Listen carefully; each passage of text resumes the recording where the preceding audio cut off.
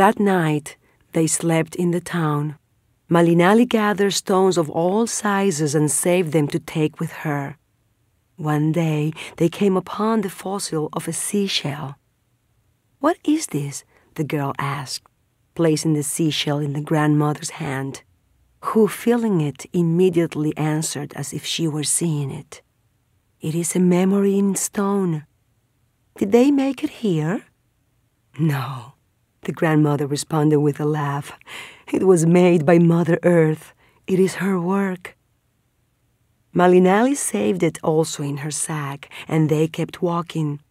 Bearing so much weight, the girl soon grew tired and pretended that she could not go on, for her knees and feet were in great pain. Her grandmother paid no attention to her, didn't stop, didn't sympathize, kept on going. Malinche felt as if her grandmother could disappear forever and ran as never before in order to catch up with her. "I am very excited to see the butterflies," she said after she had reached her grandmother. "But why do we have to walk so much?" "Your task is to walk," the grandmother replied. "A still body limits itself to itself. A body in movement expands, becomes a part of everything. But you have to learn to walk lightly, not with heavy steps. Walking fills us with energy and changes us to allow us to look into the secret of things. Walking transforms us into butterflies that rise and see truly what the world is, what life is, what our body is. It is the eternity of consciousness. It is the understanding of all things. That is God within us. But if you want, you can remain sitting and turn into stone." As a response to this, the girl took out of her sack all the stones that she had gathered and grabbed her grandmother's hand to keep walking. Malinche did not complain again. A short time before arriving, they rested from the midday sun inside a cave with an echo. The girl was amazed when she found the echo returning her words. The grandmother explained that this was why it was so important to honor the word. Each sound that we emit travels through the air, but it always returns to us. If we want the right words to resound in our ears, all we have to do is pronounce them beforehand. On the fourth day, they reached the sanctuary of the monarch butterflies. There was a great crowd. Everyone had arrived from different regions, spoke different dialects, had different costumes and habits, but one thing brought them together: the sacred ritual of witnessing the flight of the butterflies, who, with the mingling of their forms in flight, sketched sacred codices in the air, messages from the gods and songs that only the soul could hear. It was amazing to see thousands of butterflies gather around the giant tree, flying all over the place, emitting light from the air. "Why are all the butterflies together?" Malinche asked, brimming with enthusiasm. "They come together to unite distances, to unite the cold with the heat," the grandmother explained.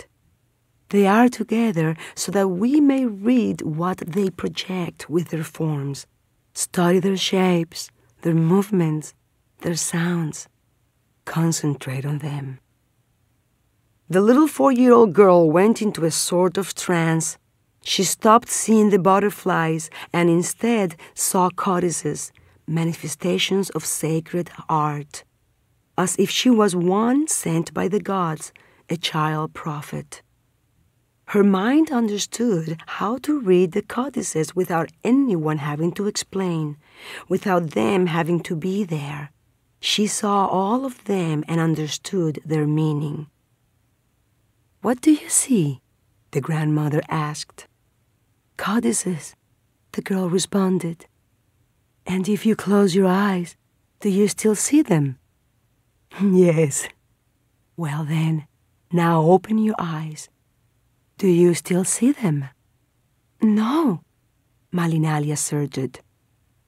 This shows that you are awake and don't live in illusions. You will see what you wish to see. Now she wanted to forget. She didn't want the images of the destruction of Cholula to sketch a codex in her mind. She wanted to forget the day in the bathhouse also, in which she believed that Quetzalcoatl had moistened Cortés with the memory of God. She no longer wanted to speak, to see, to struggle for her freedom. Not at such a price. Not through the death of so many innocents, so many children, so many women. She rather wished that serpents would come out of her womb and wrap themselves around her body, that they would suffocate her, leave her without breath, turn her into nothing, a word in the moistness of the tongue, a symbol, a hieroglyph, a stone.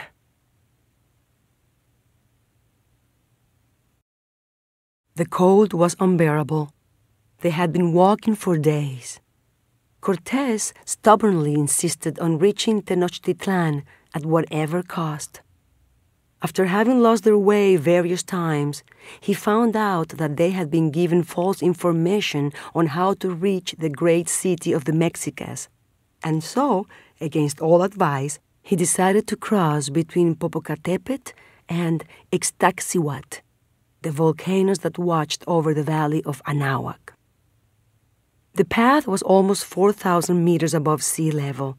It was November, and the cold was hellish, if such an adjective may be used. According to what they had told Malinali, in hell there was an eternal fire that caused eternal suffering, and this image appealed to her, to equate such cold with hell. She could not imagine a time when it would go away. She felt it under her skin, in her bones. Her teeth chattered like bells during a feast day. Some of the Cuban servants that had come with the Spanish had already died due to the weather. Malinali was convinced that her hour would soon come. She was very tired. Her feet felt as if they did not belong to her. She could not feel them. They were completely frozen, numb. So much so that she could not feel the wounds from the giant open blisters on her toes, caused by wearing closed shoes which she had taken from one of the Cuban slaves who had died along the way. She did not mind using a dead person's shoes. She would do anything to relieve the cold in her feet. The problem was that she had never worn closed shoes, and before long she was already blistered and in great pain, but was not allowed to stop. She kept on going despite the bleeding blisters until she could no longer feel pain in her stiffened feet. Now she was only drowsy, very drowsy. She was incapable of conceiving of any sunny, warm, and joyful day. She wanted to imagine the heat that she felt all over her body during the summer days, but it was impossible. She so much needed to warm her skin. Not knowing why, she thought of grasshoppers. Every summer, she used to catch them in the cornfields. She liked surprising them in mid-hop. She kept them in a small gourd, and later, in the communal kitchen, would drop them into boiling water. It was an instantaneous death for the grasshoppers. Afterward, she rinsed them till the water was completely clear and roasted them in a ceramic pot. There was nothing more delicious than a handful of roasted grasshoppers on a summer afternoon after having bathed and played in the river's cold waters. At that moment, she wished with all her soul to be a grasshopper, so someone would catch her and throw her into a pot of boiling water. To be heat, to be fire, instead of a wounded, aching body. If she had to die for this, then let it be. She didn't care. At least she would die nice and warm.